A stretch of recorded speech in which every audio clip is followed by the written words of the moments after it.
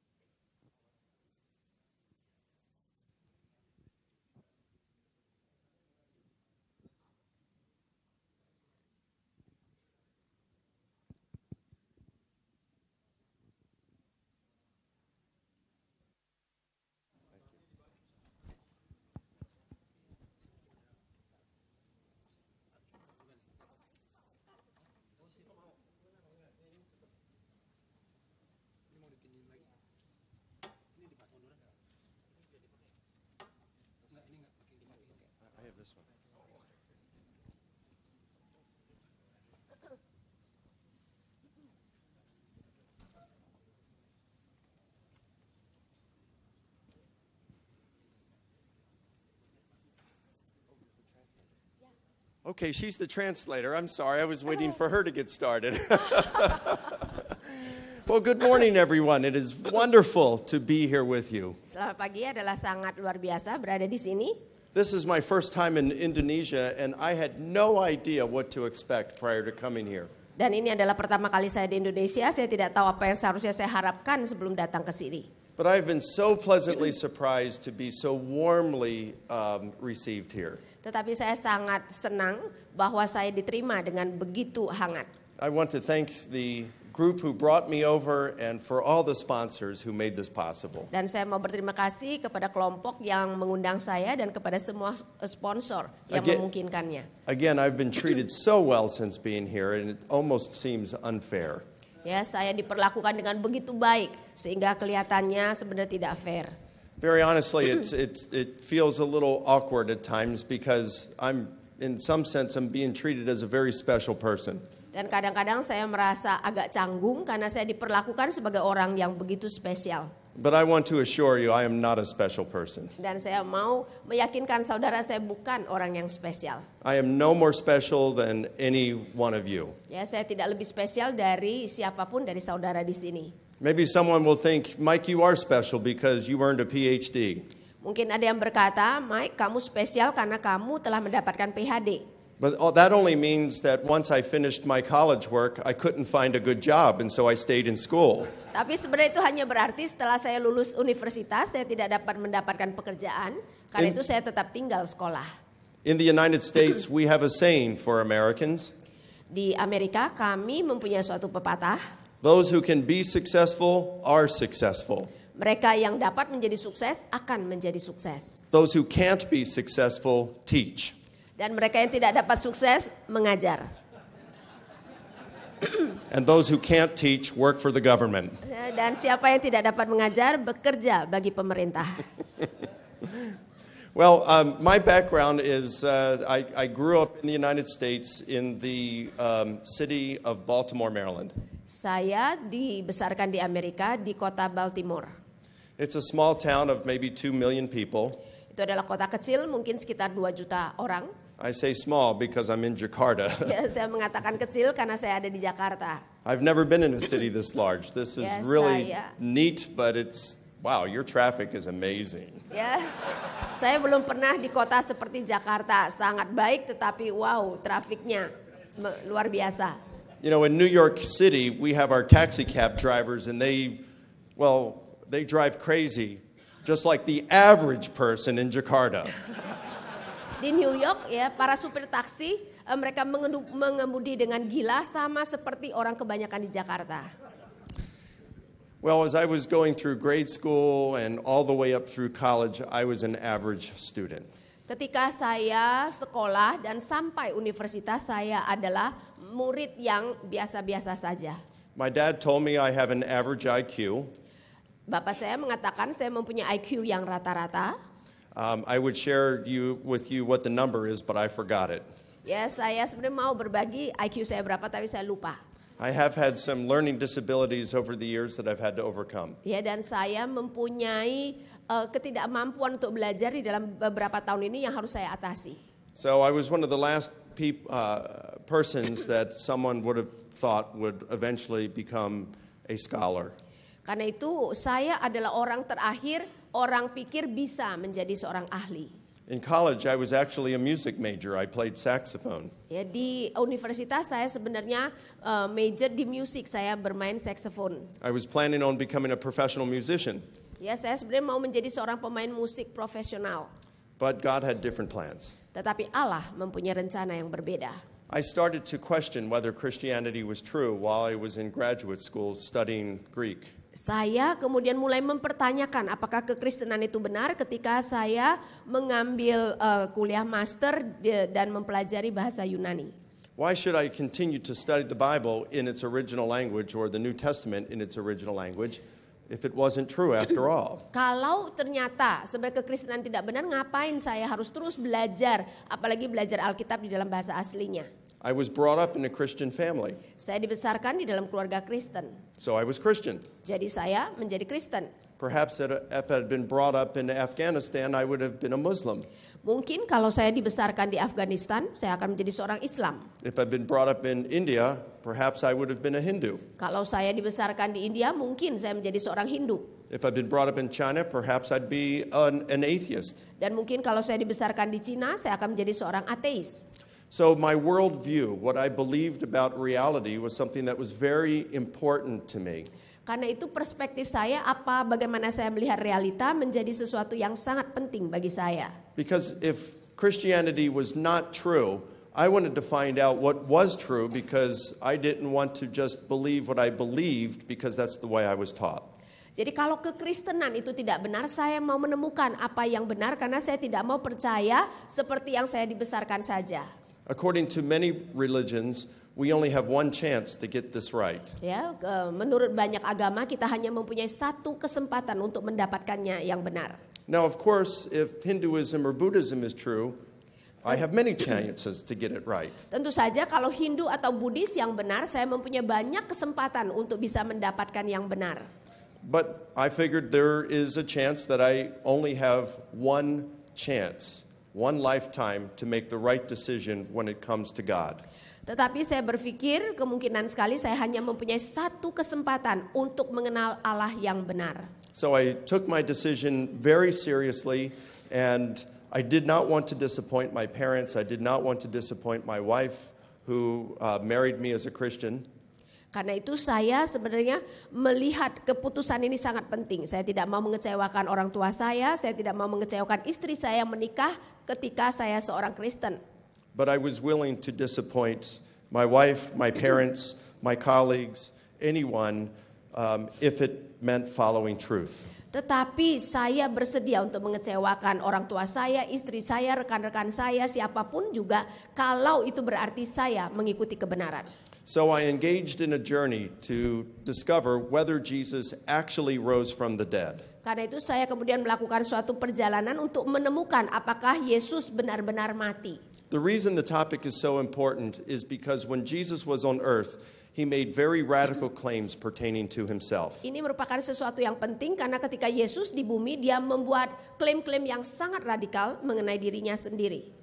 Now, it's easy to make big claims about yourself, but it's entirely a different matter to be able to back up those claims. Tentu saja adalah mudah kita membuat klaim tentang diri kita, tetapi sangat sulit untuk kemudian ada dukungan terhadap klaim kita. For example, let's say that I claim that I'm the Son of God. Misalnya kalau saya mengklaim saya adalah anak Allah, Anybody can do that. siapapun bisa mengatakan demikian. But proving that I am the Messiah or the Son of God is an entirely different matter. It's a little more difficult. Tetapi membuktikan bahwa saya adalah anak Allah, saya adalah Mesias itu jauh lebih sulit.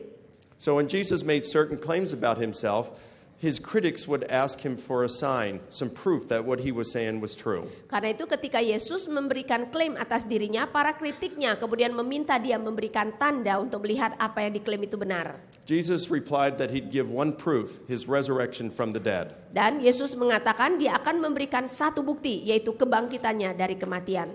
So if Jesus did not rise from the dead, that makes him a false prophet whom no rational person should follow.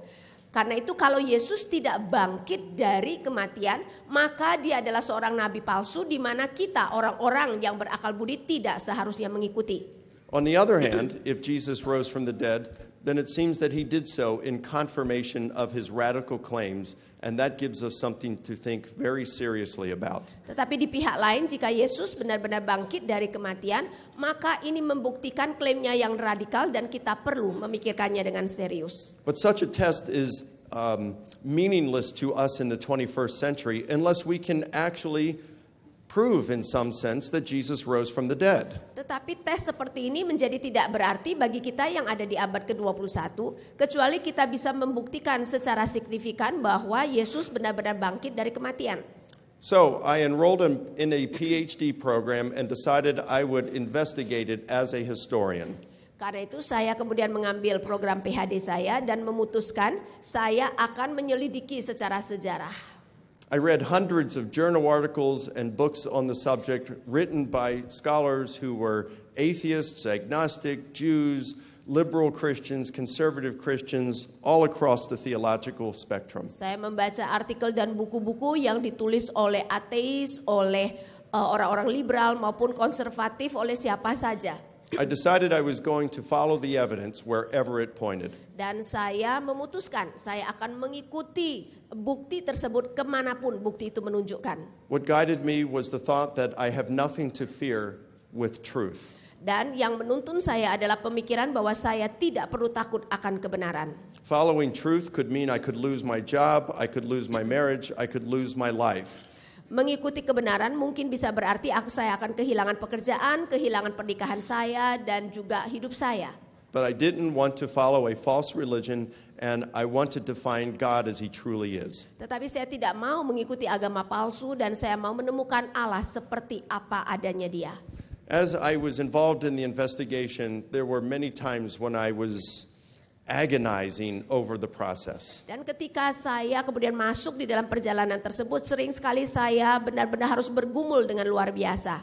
I remember lying in bed one night. The lights had been out for more than 30 minutes. Ya, saya ingat suatu hari saya berbaring di ranjang, lampu sudah dimatikan lebih dari 30 menit. I was certain my wife was asleep, but she said to me through the darkness, "Are you doubting your faith again?" Ya, saya kira istri saya sudah tidur, tetapi kemudian dia berkata kepada saya dalam kegelapan, apakah kamu meragukan imanmu kembali? I said, I am doubting my faith. And then she asked me, well, what do you believe now? Dan saya mengatakan ya, saya meragukan iman saya. Dan kemudian dia bertanya, apa yang kamu percaya sekarang? I said, I'm pretty certain God exists, but that's all I'm certain about. Dan saya mengatakan, saya cukup yakin bahwa Allah itu ada, tetapi mungkin hanya sejauh itu keyakinan saya. She said, you're not even certain Jesus rose from the dead? And I said, that's correct. Dan dia berkata, kamu bahkan tidak yakin bahwa Yesus bangkit dari kematian? Dan saya mengatakan, betul. I was doing my best to manage and minimize my bias throughout my historical investigation. Ya, saya mencoba untuk meminimkan kebiasaan saya di dalam investigasi sejarah saya. I searched for answers with greater effort than if those answers were gold. Saya mencoba melakukannya dengan usaha yang lebih besar lagi daripada misalnya emas. And some questions led to further questions that led to further questions. Pertanyaan-pertanyaan membawa kepada pertanyaan yang lain yang membawa lagi kepada pertanyaan yang lain. My investigation took me 6 years. Investigasi saya berjalan selama 6 tahun. Now, when I was in graduate school, writing a 20-page academic paper double-spaced was very, very difficult for me. Ketika saya mengambil studi master, menulis paper 20 halaman saja dengan double spasi merupakan sesuatu yang begitu sulit bagi saya.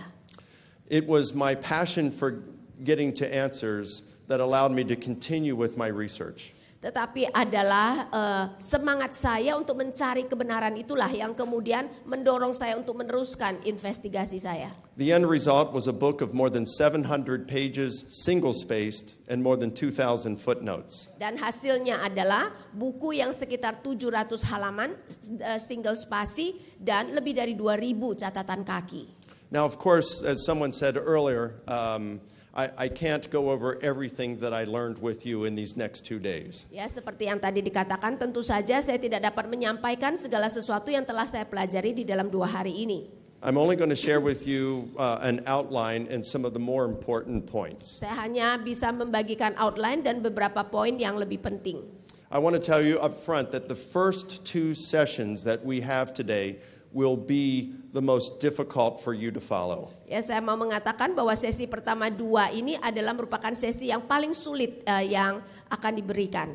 And the reason being is because I want to teach you how historians do their work. Ini adalah karena saya mau mengajarkan saudara bagaimana sejarawan melakukan karya mereka. So I'm going to give you a very basic course on how to be a historian. Karena itu saya akan memberikan kelas yang sangat dasar tentang bagaimana menjadi seorang sejarawan.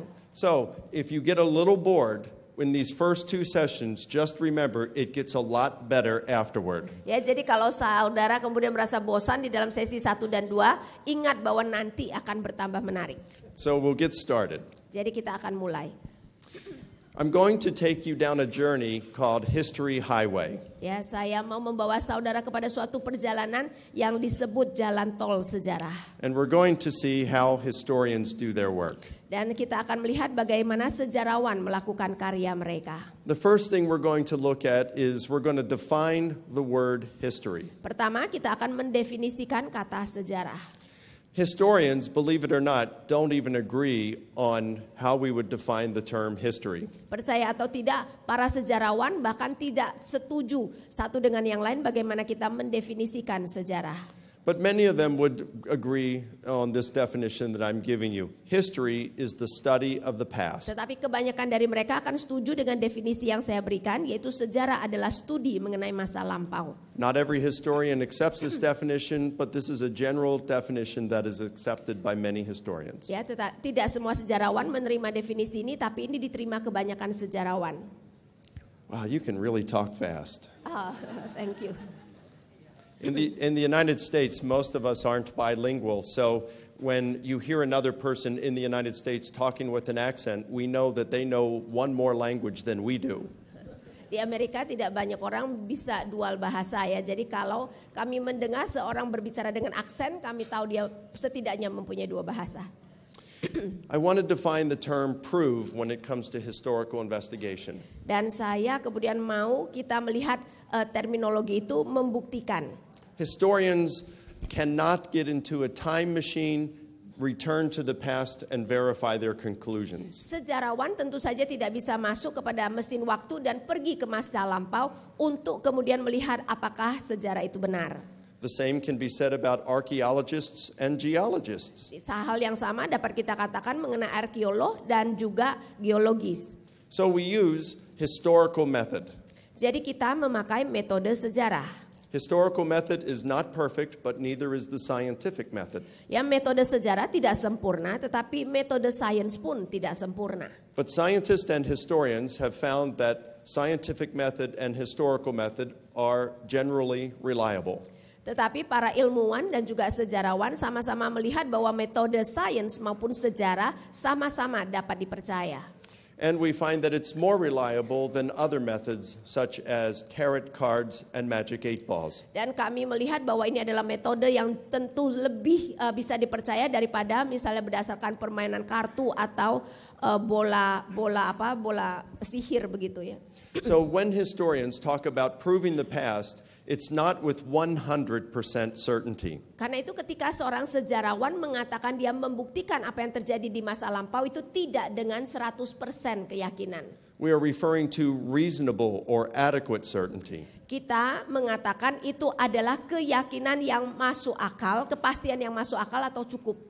And that's the way it works with all historical Dan investigation. itu berlaku untuk semua investigasi sejarah. Some things we can prove with greater certainty than others. Ada yang kita dapat buktikan dengan kepastian yang lebih dari yang lain. But with any historical event, we're looking to prove it with reasonable or adequate certainty. Tetapi untuk setiap peristiwa sejarah kita mau membuktikannya dengan kepastian yang cukup atau yang masuk akal. It's the same with the resurrection of Jesus. Begitu pula dengan kebangkitan Yesus. As Christians, like myself, I believe it by faith. Sebagai seorang Kristen, saya percaya dengan iman. But to see if I can actually prove it historically is another matter. Tetapi melihat apakah saya dapat membuktikannya secara sejarah itu adalah hal yang berbeda. Over this day and tomorrow, I want to show you how I believe we can prove Jesus' resurrection with reasonable and adequate certainty. Jadi hari ini dan besok saya mau menunjukkan bahwa kita dapat membuktikan kebangkitan Yesus dengan keyakinan yang cukup atau masuk akal. And so that's what I mean by prove. Ya, dan itu yang saya maksudkan dengan pembuktian. The first challenge historians run into is something we call horizons. Tantangan pertama yang kemudian dihadapi para sejarawan adalah horizon. A horizon is our worldview, it's our biases, it's our knowledge. Horizon itu adalah perspektif kita, bias kita, pengetahuan kita. It's the way we view the world. Dan itu adalah cara kita memandang dunia ini. And this provides a very tough challenge for historians. Dan ini kemudian memberikan tantangan yang sulit bagi sejarawan.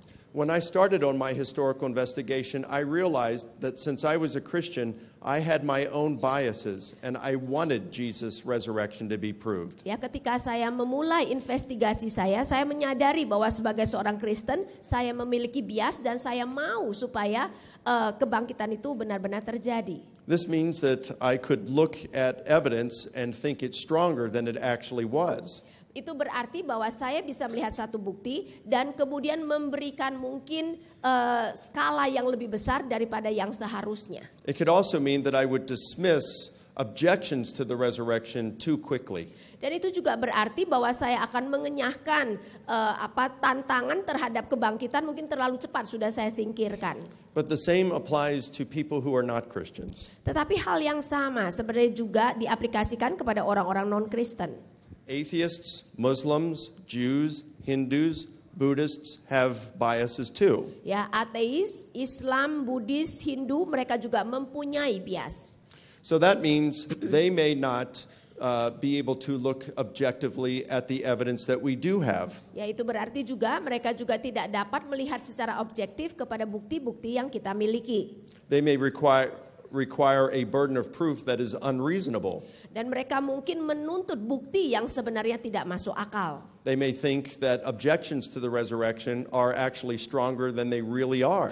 Dan mereka akan berpikir mungkin keberatan mereka terhadap kebangkitan itu lebih kuat daripada apa yang sebenarnya sesungguhnya. As I'm going through my historical investigation, I wasn't honestly concerned about others. I was concerned about my conclusion because it was my eternity that I was facing. Sebenarnya ketika saya melakukan investigasi sejarah, saya tidak mempedulikan orang lain. Saya mempedulikan diri saya karena ini adalah soal kekekalan saya.